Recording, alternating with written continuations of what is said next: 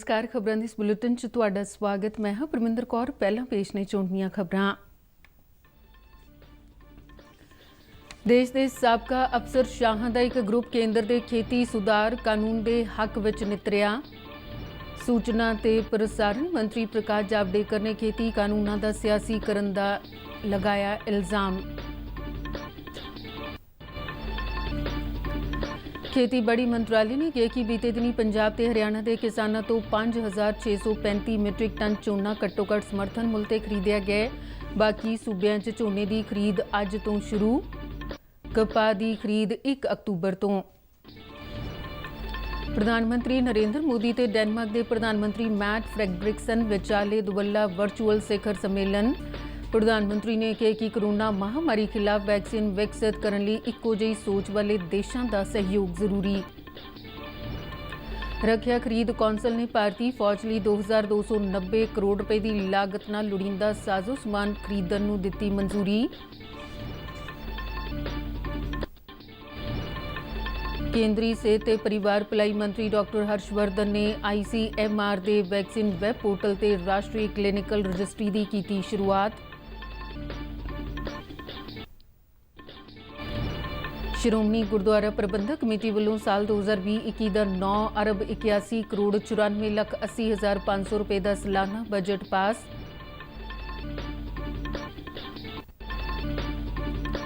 पंजाब च 90,345 कोरोना मरीज हुए सेहतयाब। कुल केसां की गिनती 1,11,375 ते पुजी। ते हुण खबरां विस्तार नाल।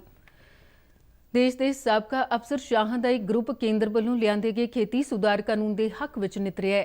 इन्हां साबका अफसर शाहां ने खेती सुधार कानूनां दा समर्थन करदिआं कहा कि समाज के कुछ अनसरां वालों किसानां च गलत प्रचार करके उन्हां दा हौसला डिग्गिया जा रहा है। 32 साबका IAS के इस ग्रुप च साबका वित्त सकत्तर S नारायण, साबका बैंकिंग सकत्तर DK मित्तल, साबका रखिया सकत्तर G मोहन कुमार और साबका शहरी हवाबाजी सकत्तर KN श्रीवास्तव समेत होर कई शख्सियतां शामिल ने। इन्हां दा आखना है कि नवीं खेती सुधार कानून भारतीय किसानी नूं उन्हां दी तरक्की रोकण वाले शोषण दीआं जंजीरां तो मुक्त करनगे। उन्हां कहा कि असीं पहलों भी झूठ अते तोड़ मरोड़ के तत्थां नूं पेश करन दीआं उदाहरणां वेखीआं ने जिन्हां नाल घट गिनतियां ते विद्यार्थियों का हौसला डेगण की कोशिश की गई। इन्हां अफसर शाह ने आम जनता नूं अपने हितां की पूर्ति लई अजे काम विच लगे अंसरां नूं पछाणन की अपील की जो देश नूं अस्थिर करन अते घट गिनतियां विद्यार्थियों ते किसानां विच नफरत पैदा करन दीआं कोशिशां कर रही ने। सूचना ते प्रसारण मंत्री प्रकाश जावड़ेकर ने खेती कानूनां दा कांग्रेस वालों सियासीकरण करन दा इल्जाम लगाया। मीडिया नूं संबोधन विच जावड़ेकर ने कहा कि कांग्रेस पार्टी किसानां नूं गुमराह कर रही है ते किसान कांग्रेस पार्टी दे झांसे विच नहीं आउणगे। प्रकाश जावड़ेकर ने चेते कराया कि कांग्रेस पार्टी ने अपने चोण मैनीफेस्टो विच भी खेती सुधार बिल लियाउण दा वादा कीता सी। प्रकाश जावड़ेकर ने कांग्रेस पार्टी दे इंडिया गेट सामने ट्रैक्टर साड़न की निखेधी करदिआं कहा कि विरोधी पार्टी प्रचार की खातर अजिहे हथकंडे अपना रही है। आज कांग्रेस ने देश को शर्मसार किया। आज तक जनता ने आंदोलन देखे, लेकिन ट्रक में से ट्रैक्टर लाकर वो इंडिया गेट के पास जलाना, ये कांग्रेस का नाटक है। इसकी हम भर्त्सना करते हैं। कांग्रेस आज बेनकाब हो गई। जिस तरह से किसान आंदोलन के नाम पर अपनी राजनीतिक रोटियां सेकने का काम कांग्रेस कर रही है, वो निंदनीय है। सरकार ने खरीफ मार्केटिंग सीजन 2020-21 ਲਈ तमिलनाडु, कर्नाटक, महाराष्ट्र और तेलंगाना ते हरियाणा विचों 3.77 ਲੱਖ मीट्रिक टन दालों ते तेल बीज खरीद ਲਈ मंजूरी दी है। बाकी सूबਿਆਂ ਤੇ ਕੇਂਦਰ ਸ਼ਾਸਿਤ ਪ੍ਰਦੇਸ਼ਾਂ ਨੂੰ ਖਰੀਫ ਦਾਲਾਂ ਤੇ ਤੇਲ ਬੀਜਾਂ ਦੇ ਪ੍ਰਸਤਾਵਾਂ ਦੇ ਮਿਲਣ ਤੋਂ ਬਾਅਦ ਮੰਜ਼ੂਰੀ ਦਿੱਤੀ ਜਾਵੇਗੀ ਅਤੇ ਜੇ ਮਾਰਕੀਟ ਰੇਟ ਘੱਟੋ ਘੱਟ ਸਮਰਥਨ ਮੁੱਲ ਤੋਂ ਹੇਠਾਂ ਵੀ ਜਾਂਦਾ ਹੈ ਤਾਂ ਖਰੀਦ ਕੀਮਤ ਸਹਿਯੋਗ ਸਕੀਮ ਅਨੁਸਾਰ ਕੀਤੀ ਜਾਵੇਗੀ। ਇਸ ਮਹੀਨੇ ਦੀ 24 ਤਰੀਕ ਤੱਕ ਕੇਂਦਰ ਸਰਕਾਰ ਨੇ ਆਪਣੀਆਂ ਨੋਡਲ ਏਜੰਸੀਆਂ ਰਾਹੀਂ ਘੱਟੋ ਘੱਟ ਸਮਰਥਨ ਮੁੱਲ ਤੇ 34 मीट्रिक टन मूंग तमिलनाडु चों खरीदी जिस की कीमत 25 ਲੱਖ रुपए बनती है ਤੇ कई किसानों ਨੂੰ फायदा ਫਾਇਦਾ ਹੋਇਆ ਹੈ।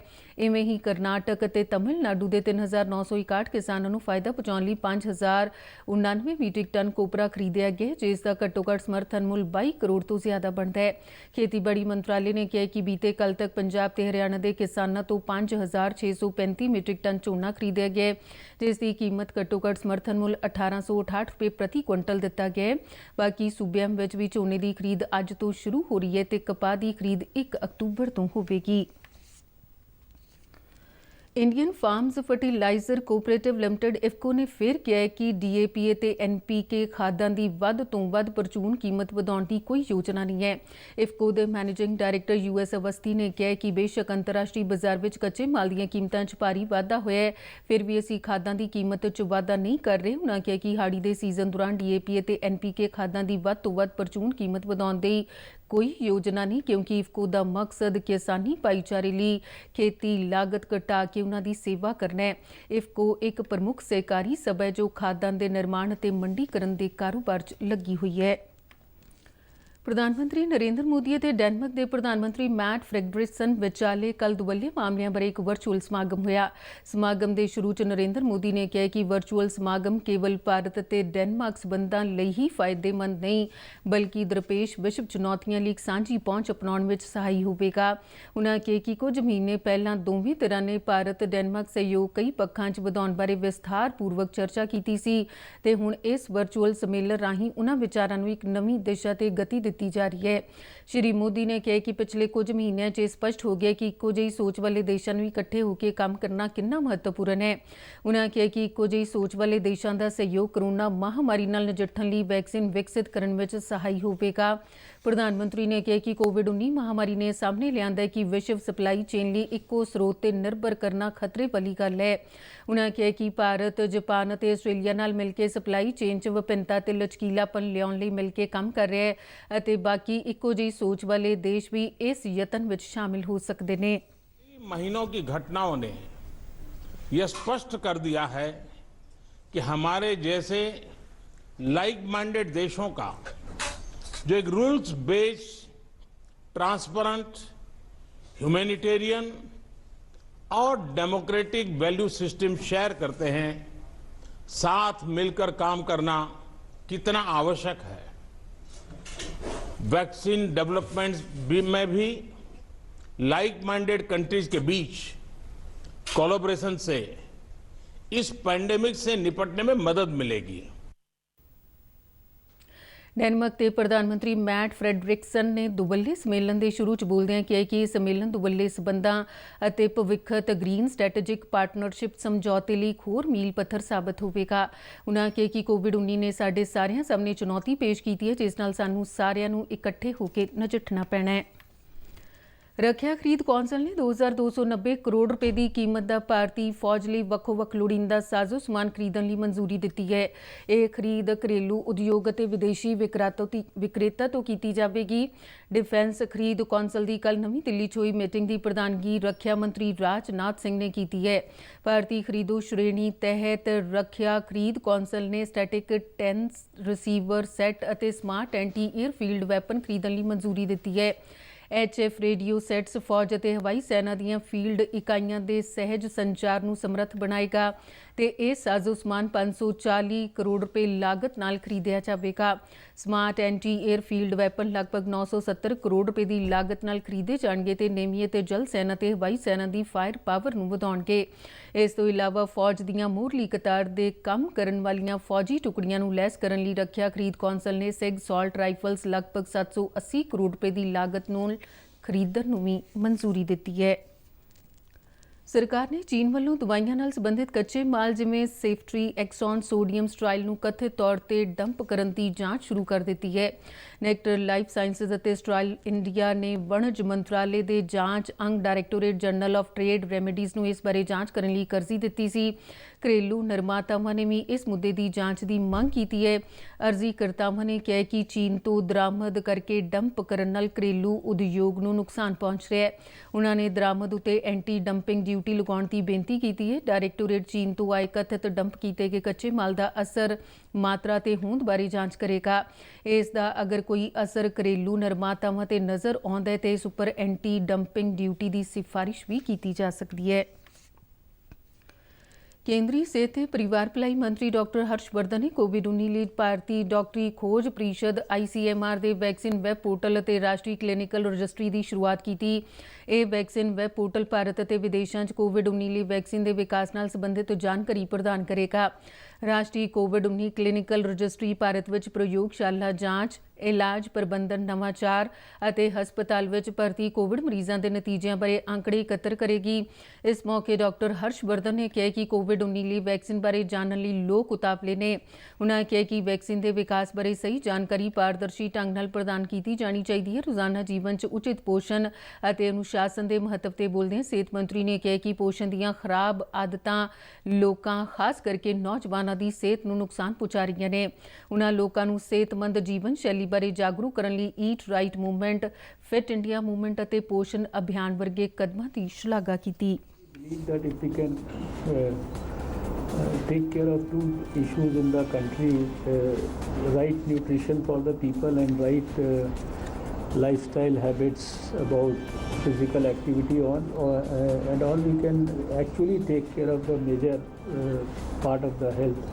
And of course then aided by many other factors like good quality water, good quality sanitation, good quality air, environment. A strategy has to be planned whereby we can actually ensure that whatever good work has been done and whatever the outcomes of that research are, they are in some manner or the other, by making a good quality public health movement, we are able to ensure that they are delivered to the common people of India. Shiromani Gurdwara Parbandhak committee ਦੇ ਪ੍ਰਧਾਨ ਗੋਬਿੰਦ ਸਿੰਘ ਲੌਂਗੋਵਾਲ ਦੀ ਪ੍ਰਧਾਨਗੀ ਹੇਠ ਹੋਏ general ਇਜਲਾਸ ਦੌਰਾਨ Shiromani committee ਦਾ ਸਾਲ 2020-21 ਦਾ 9 ਅਰਬ 81 ਕਰੋੜ 94 ਲੱਖ 80 ਹਜ਼ਾਰ 500 ਰੁਪਏ ਦਾ ਸਾਲਾਨਾ ਬਜਟ ਜੈਕਾਰਿਆਂ ਦੀ ਗੂੰਜ ਵਿੱਚ ਪਾਸ ਕਰ ਦਿੱਤਾ ਗਿਆ। ਸ਼੍ਰੋਮਣੀ ਕਮੇਟੀ ਦੇ ਜਨਰਲ ਸਕੱਤਰ ਹਰਜਿੰਦਰ ਸਿੰਘ ਧਾਮੀ ਵੱਲੋਂ ਪੇਸ਼ ਕੀਤੇ ਗਏ ਬਜਟ ਨੂੰ ਹਾਜ਼ਰ ਮੈਂਬਰਾਂ ਨੇ ਜੈਕਾਰਿਆਂ ਨਾਲ ਪ੍ਰਵਾਨਗੀ ਦਿੱਤੀ। ਬਜਟ 'ਚ ਜਨਰਲ ਬੋਰਡ ਫੰਡ ਲਈ 57 ਕਰੋੜ ਰੁਪਏ, ਟਰਸਟ ਫੰਡ ਲਈ 37 ਕਰੋੜ 61 ਲੱਖ ਰੁਪਏ, ਵਿਦਿਆ ਫੰਡ ਲਈ 28 ਕਰੋੜ 44 ਲੱਖ ਰੁਪਏ, ਧਰਮ ਪ੍ਰਚਾਰ ਕਮੇਟੀ ਲਈ 58 ਕਰੋੜ ਰੁਪਏ, ਪ੍ਰਿੰਟਿੰਗ ਪ੍ਰੈਸਾਂ ਲਈ 8 ਕਰੋੜ 2 ਲੱਖ ਰੁਪਏ, ਵਿਦਿਅਕ ਅਦਾਰਿਆਂ ਲਈ 2 ਅਰਬ 15 ਕਰੋੜ ਰੁਪਏ, ਡਾਇਰੈਕਟੋਰੇਟ ਆਫ ਐਜੂਕੇਸ਼ਨ ਲਈ 87 ਲੱਖ 80 ਹਜ਼ਾਰ 500 ਰੁਪਏ, ਗੁਰਦੁਆਰਾ ਸਾਹਿਬਾਨ ਸੈਕਸ਼ਨ 85 ਲਈ 5 ਅਰਬ 77 ਕਰੋੜ ਰੁਪਏ ਰੱਖੇ ਗਏ ਨੇ। ਕਰੋਨਾ ਮਹਾਮਾਰੀ ਦੇ ਪ੍ਰਭਾਵ ਕਾਰਨ SGPC ਦੇ ਇਸ ਵਾਰ ਦਾ ਬਜਟ ਪਿਛਲੇ ਸਾਲ ਨਾਲੋਂ 18.51% ਘੱਟ ਰਿਹਾ ਹੈ। ਸ਼੍ਰੋਮਣੀ ਕਮੇਟੀ ਵੱਲੋਂ ਬਜਟ ਇਜਲਾਸ ਹਰ ਸਾਲ ਮਾਰਚ ਮਹੀਨੇ 'ਚ ਪੇਸ਼ ਕੀਤਾ ਜਾਂਦਾ ਹੈ, ਪਰ ਇਸ ਵਾਰ ਕਰੋਨਾ ਕਾਰਨ ਇਹ ਸੰਭਵ ਨਹੀਂ ਸੀ ਹੋ ਸਕਿਆ। ਇਸ ਦੇ ਚਲਦਿਆਂ ਅੰਤਰਿਮ ਕਮੇਟੀ ਵੱਲੋਂ ਹੀ 2 ਵਾਰ 3-3 ਮਹੀਨਿਆਂ ਦੇ ਖਰਚਿਆਂ ਨੂੰ ਪ੍ਰਵਾਨਗੀ ਦਿੱਤੀ ਜਾਂਦੀ ਰਹੀ।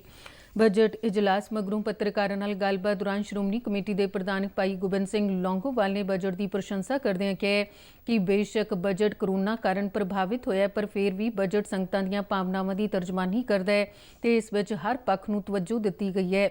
ਉਨ੍ਹਾਂ ਦੱਸਿਆ ਕਿ ਆਉਣ ਵਾਲੇ ਸ਼ਤਾਬਦੀ ਸਮਾਗਮਾਂ, ਅੰਮ੍ਰਿਤਧਾਰੀ ਬੱਚਿਆਂ, ਸਿੱਖ ਲੀਡਰ ਅਤੇ ਵਣਜਾਰੇ ਸਿੱਖਾਂ, ਗੁਰਸਿੱਖ ਖਿਡਾਰੀਆਂ ਤੇ ਮੁਕਾਬਲਾ ਪ੍ਰੀਖਿਆਵਾਂ 'ਚ ਬਿਹਤਰ ਕਾਰਗੁਜ਼ਾਰੀ ਦਿਖਾਉਣ ਵਾਲੇ ਸਿੱਖ ਨੌਜਵਾਨਾਂ ਲਈ ਬਜਟ ਵਿੱਚ ਵਿਸ਼ੇਸ਼ ਰਾਸ਼ੀ ਰੱਖੀ ਗਈ ਹੈ। ਵਾਤਾਵਰਨ ਦੀ ਸ਼ੁੱਧਤਾ, ਕੁਦਰਤੀ ਆਫਤਾਂ, ਵਿਦਿਅਕ ਅਦਾਰਿਆਂ ਤੇ ਨਵੀਆਂ ਸੋਧਾਂ ਦੇ ਨਾਲ-ਨਾਲ ਕੁਦਰਤੀ ਖੇਤੀ ਨੂੰ ਪ੍ਰਫੁੱਲਿਤ ਕਰਨਾ ਬਜਟ ਦਾ ਮੁੱਖ ਏਜੰਡਾ ਹੈ। ਪੰਜਾਬ 'ਚ 1771 ਕੋਵਿਡ ਕੇਸਾਂ ਦੇ ਸਾਹਮਣੇ ਆਉਣ ਨਾਲ ਪੁਸ਼ਟੀ ਵਾਲੇ ਕੁੱਲ ਕੇਸਾਂ ਦੀ ਗਿਣਤੀ 1,11,775 ਹੋ ਗਈ ਹੈ।